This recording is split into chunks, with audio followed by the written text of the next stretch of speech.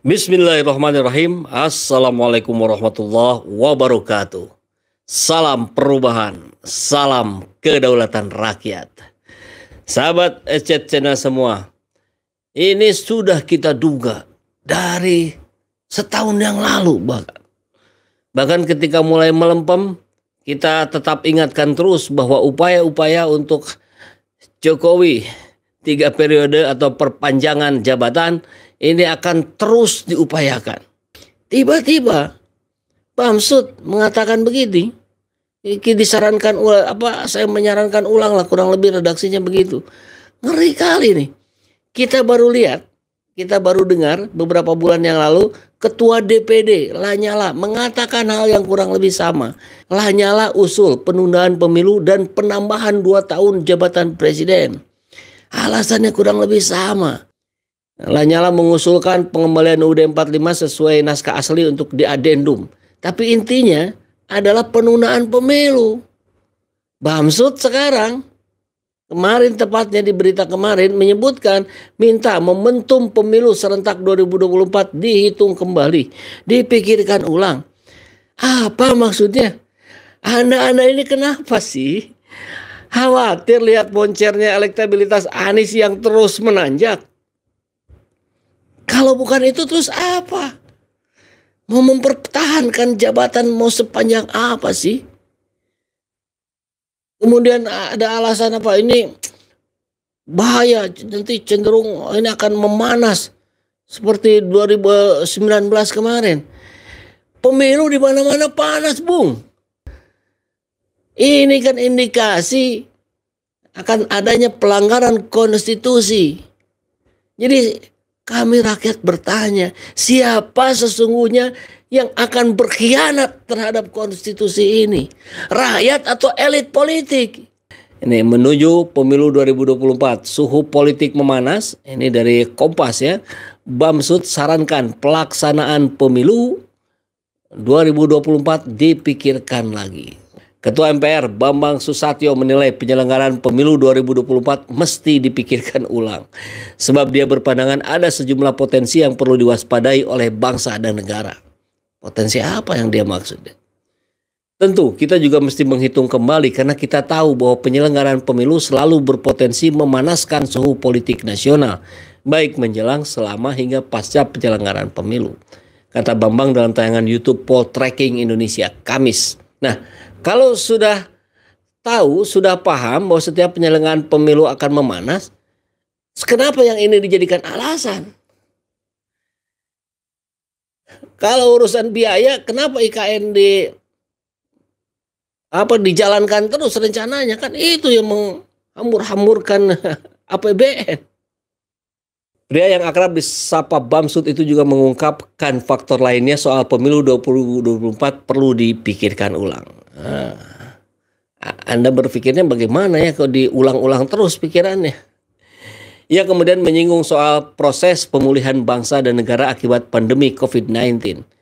Di Malaysia kemarin jalan. Di sisi lain ia juga khawatir akan adanya ancaman terhadap bangsa dari situasi global ke depan. Ini alasan dibuat-buat, diproduksi terus ya.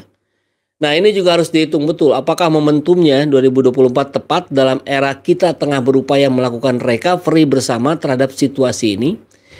Dan antisipasi adaptasi terhadap ancaman global seperti ekonomi, bencana alam, dan seterusnya.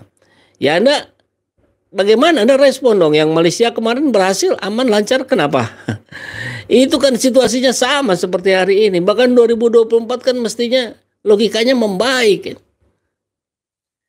Lebih lanjut, Bamsud juga merespon hasil survei poll tracking yang terkini menunjukkan hasil positif tingkat kepuasan publik terhadap pemerintah. Barangkali sebetulnya itu yang di depan tuh. Survei yang di belakangnya yang menunjukkan Anies Baswedan naik, melesat terus naik ke atas.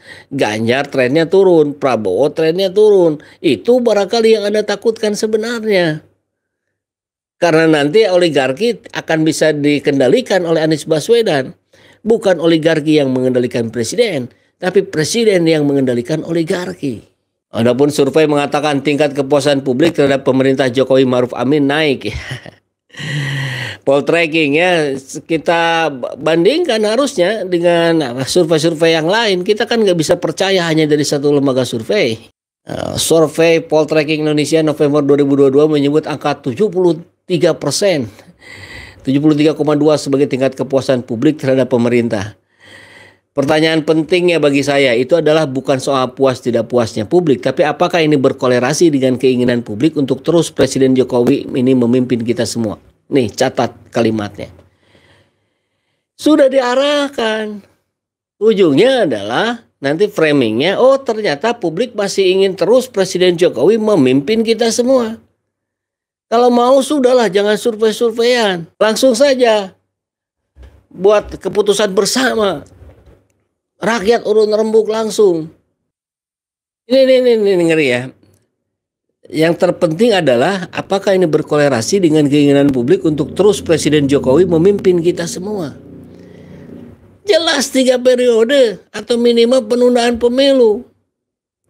Adapun Presiden Jokowi, nah ini catatan yang harus diingat oleh Anda Bamsud. Jokowi kerap merespon soal adanya wacana itu. Ya, 2022 bulan Maret Presiden mengajak seluruh pihak termasuk dirinya untuk tunduk, taat dan patuh pada konstitusi atau UUD 45. Itu disampaikan Jokowi merespon munculnya ide penundaan pemilu dan memperpanjang masa jabatan. Kita bukan hanya taat dan tunduk, tapi juga patuh pada konstitusi. Bagaimana kalau konstitusinya dirubah? Nah, pertanyaan begitu tadi ya. Selain itu, Presiden Jokowi menegaskan tak setuju dengan usul masa jabatan diperpanjang menjadi 3 periode. Ia merasa curiga pihak yang mengusulkan wacana justru ingin menjerumuskannya. Ya kan? Berarti Bamsud ingin menjerumuskan Joko Widodo. Kalau ternyata sebetulnya tidak menjerumuskan, atau bahkan Pak Presiden sendiri tahu bahwa Bamsud akan mengomong itu, artinya di situ ada pembicaraan. Di situ ada kesepakatan. Oke, kita naikkan isu lagi ini.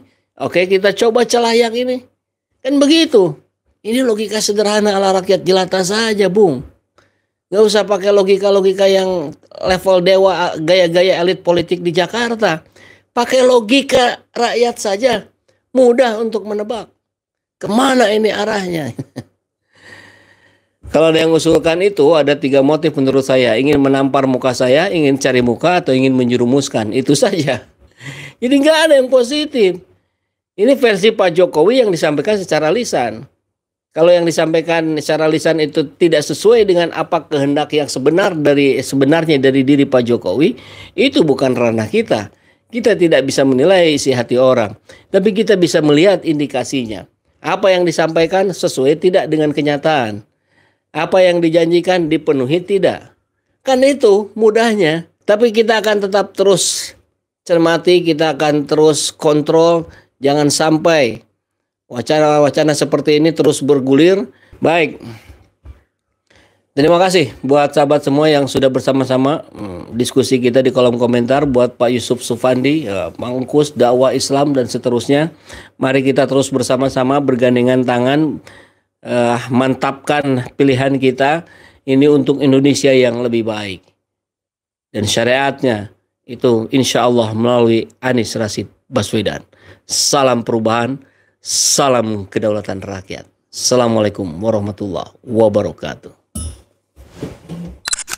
Alhamdulillahirrabbilalamin. Saat ini banyak sekali sahabat-sahabat dari Saiful Zaman Channel yang menjadi patron dari kegiatan ini, yang mendukung, yang mensupport dengan berbagai cara. Luar biasa, via WhatsApp, via grup, via media sosial lainnya. Bahkan tidak sedikit yang kemudian mendonasikan uangnya untuk perjuangan kami di medan dakwah ini. Ya jelas hal ini sangat membantu keberlangsungan channel ini karena kebutuhan pun kemudian bertambah. Tidak bisa lagi ini dikerjakan oleh 1-2 orang. Kita harus merekrut lebih banyak orang. Dan itu jelas membutuhkan dana yang tidak kecil. Oleh karena itu buat sahabat-sahabat semua yang terus mendukung kami, doakan juga kami untuk mampu istiqomah, untuk mampu terus menyuarakan dan menggemakan suara hati rakyat. Dan seperti biasa, bagi yang ingin membersamai kami dengan membantu operasional channel ini, sahabat bisa mendonasikannya ke nomor rekening yang ada di bawah sini.